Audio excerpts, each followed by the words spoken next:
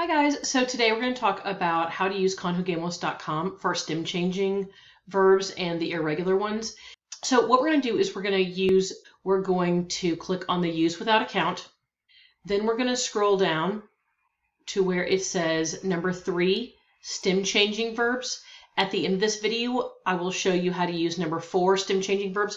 There are only 3 verbs that we're using with this textbook that are actually on number 4, but there are 19 that are practiced right here on number 3. Click on number 3. Then you're going to go to graded practice. Then you're going to click over here on the top left so that you can click off on the timer. Then you're going to click on the settings gear.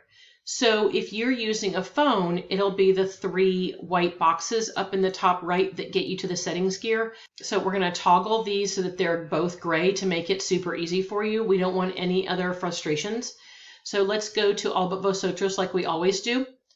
You always leave this bottom one, all tenses, you leave that alone because we already chose the tense with the number 3.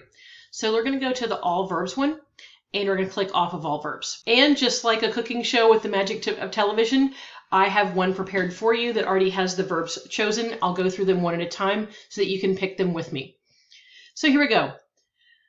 Almorzar, cenar, comenzar, contar, dormir, empezar, encontrar, entender, jugar, mostrar, pedir, pensar, perder, poder, preferir, querer, recordar, repetir, and volver.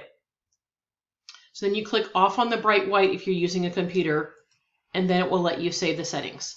As long as you leave this open on your phone or your computer, it will save the settings and you can practice as many times as you want. When you send in a screenshot to me on Canvas, so let's go ahead and get started. You see ella pedir, that means she asks for. So you're going to go P-I-D-E because it's a stem changer that changes to I, and then he waves because you got it correct. Now let's say you got it wrong. You have to, it tells you what the answer is and you have to write it in correctly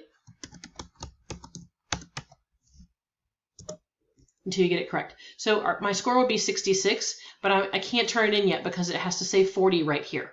So if you realize what you're doing wrong and you want to go ahead and start it over again, you can start over as many times as you want.